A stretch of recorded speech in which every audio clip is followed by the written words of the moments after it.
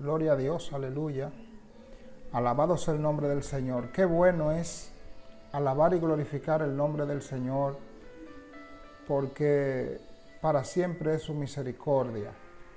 Discutiblemente que el Señor pues nos ama extraordinariamente, y en este tiempo quiero compartir una palabra leyendo un pasaje bíblico, el cual se encuentra en el libro de Lucas, capítulo 16, verso 16 y verso 17. Se refiere a lo que es la ley de Dios y la voluntad del Padre. Y también en el libro de Mateo, que es el mismo pasaje, Mateo capítulo 11, versos 12 y 13.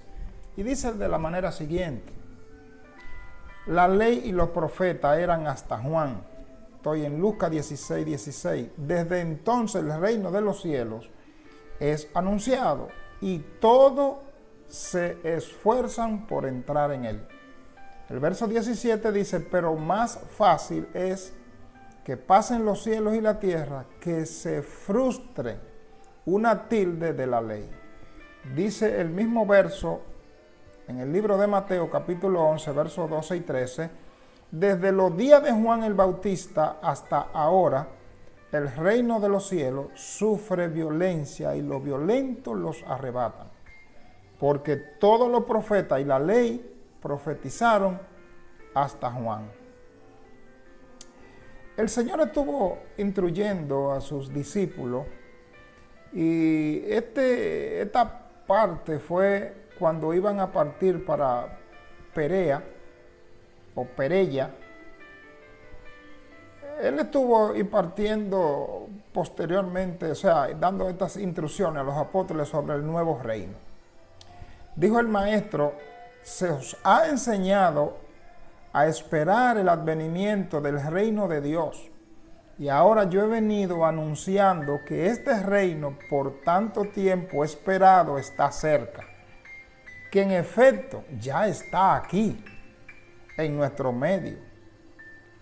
En todo reino debe de haber un rey sentado en su trono, que establece la ley del reino. Por eso habéis desarrollado un concepto del reino de los cielos como el gobierno glorificado del pueblo judío sobre todos los pueblos de la tierra, con el Mesías sentado en el trono de David, promulgando desde ese lugar de milagroso poder las leyes para el mundo entero. Jesús dice: pero hijo mío, no están viendo con los ojos de la fe, ni viendo, ni oyendo con la comprensión del Espíritu.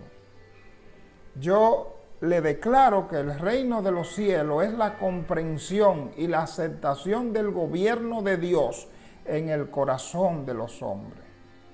En verdad, hay un rey en este reino, y ese rey es mi Padre y vuestro Padre. Somos en verdad sus súbditos fieles, pero la verdad transformadora que en mucho trasciende este hecho es que nosotros somos sus hijos. En mi vida, esta verdad se hará manifiesta para todos. Nuestro Padre también está sentado en un trono, pero no un trono hecho por mano humana. El trono del infinito es la morada eterna del Padre en el cielo de los cielos. Él llena todas las cosas, proclama sus leyes a los universos tras los universos.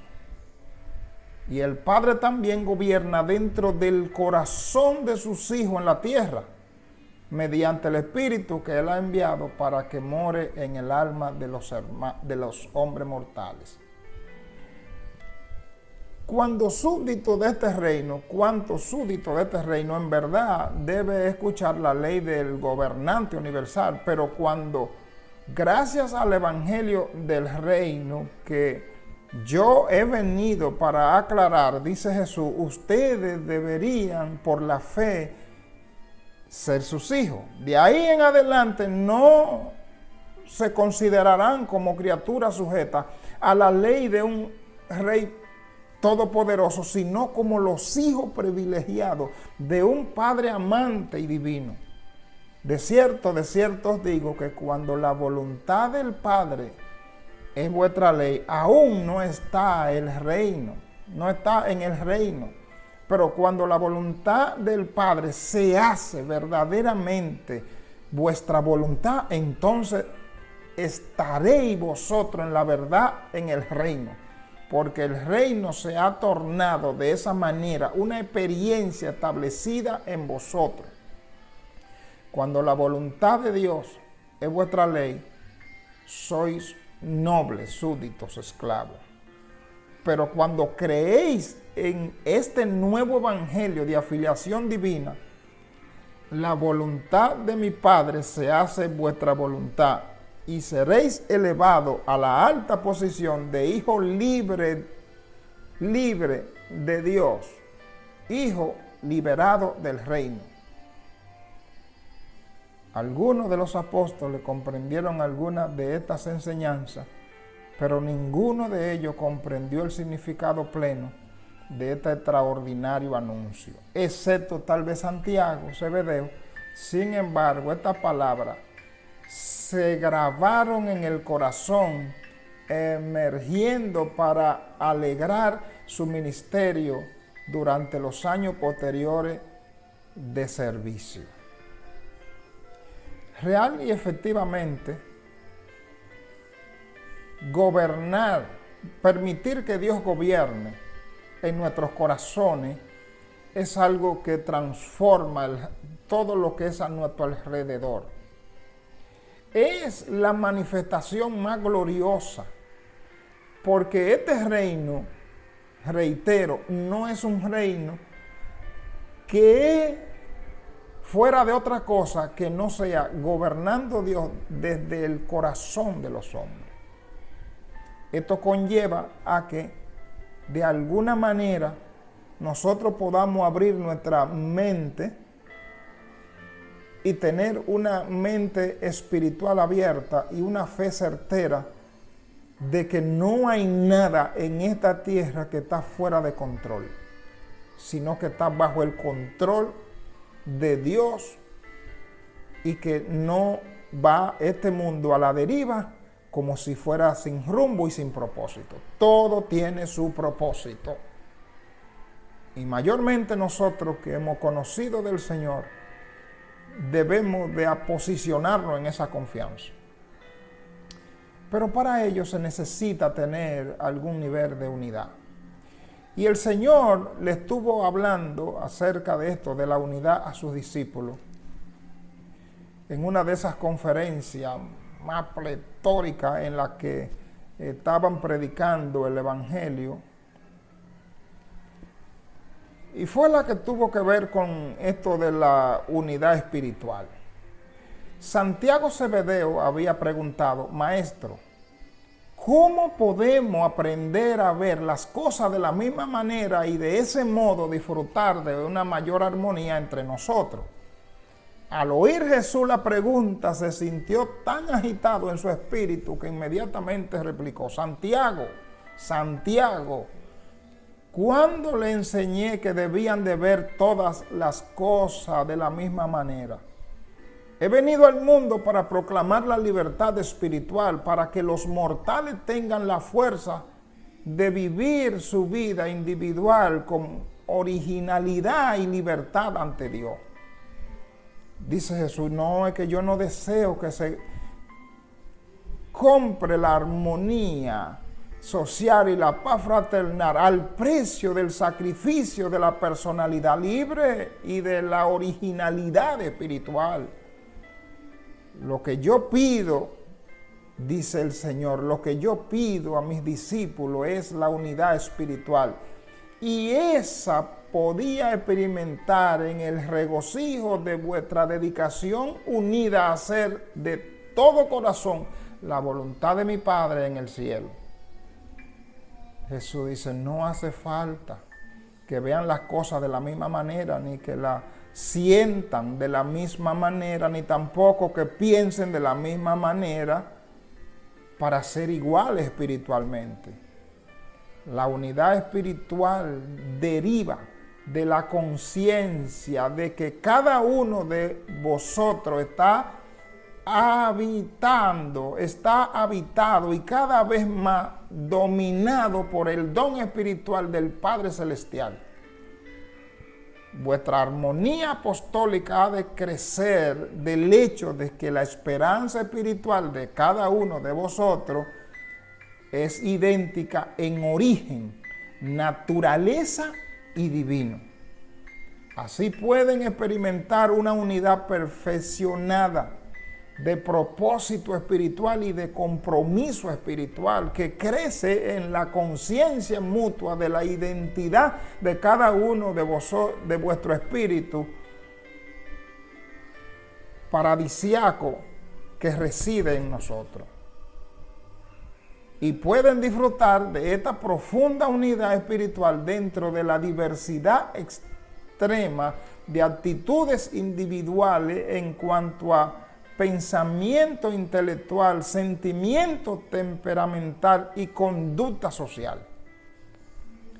Vuestra personalidad bien puede ser encantadoramente distinta y marcadamente variada. Y vuestra naturaleza espiritual y los frutos espirituales de la adoración divina y del amor fraternal pueden estar al mismo tiempo tan unificados que todos los que contemplen vuestra vida reconocerán con toda seguridad esta identidad de espíritu y unidad del alma. Reconocerán que ustedes habían estado conmigo y que de esa manera lo han aprendido y habéis aprendido aceptablemente cómo hacer la voluntad del Padre en el cielo. Podéis pues lograr la unidad del servicio de Dios, aunque cada uno de vosotros cumpla tal servicio de acuerdo con la técnica de la propia dote original de mente, cuerpo y alma. Vuestra unidad de espíritu implica dos cosas que siempre armonizan en la vida de cada uno de los creyentes. Primero, estáis poseídos por un motivo común de vida de servicio. Todos vosotros decís por sobre todas las cosas hacer la voluntad del Padre en el cielo. Segundo, todo tiene un propósito común de existencia. Todo os proponéis encontrar al Padre en el cielo, probando así al universo que os habéis tornado como Él. Muchas veces durante el periodo de capacitación de los 12, Jesús volvió sobre este tema. Repetidas veces le dijo que no era su deseo que los que creyeran en Él se volvieran dogmatizados y estandarizados según las interpretaciones religiosas de los hombres, aún de los hombres buenos. Una y otra vez amonestó a los apóstoles contra la elaboración de credo y el establecimiento de tradiciones como medio para guiar y controlar a los creyentes en el evangelio del reino. La unidad que promueve Jesús es una unidad revelada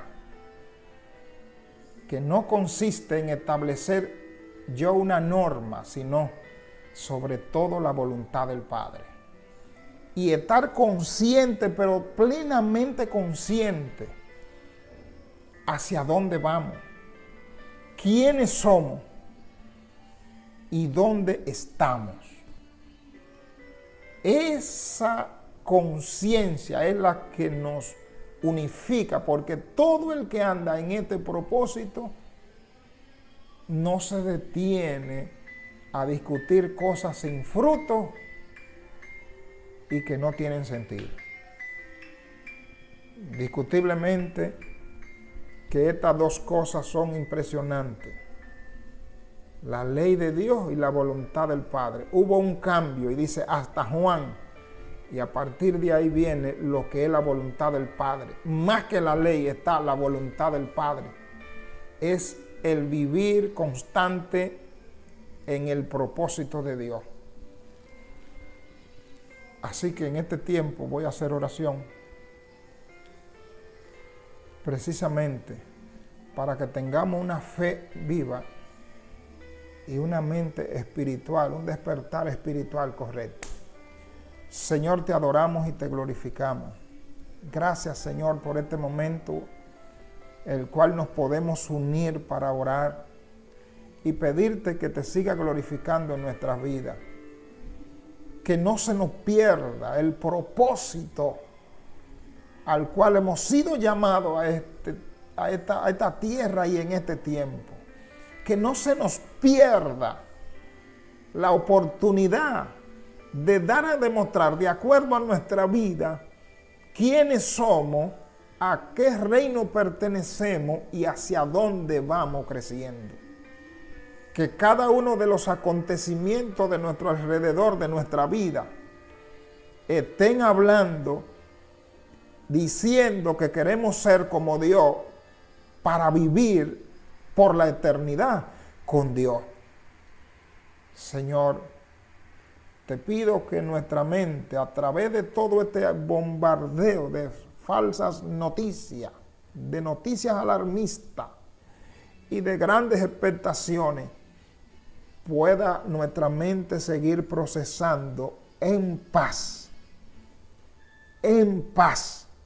las palabras fundamentales que están sembradas en nuestros corazones. Gracias, Señor.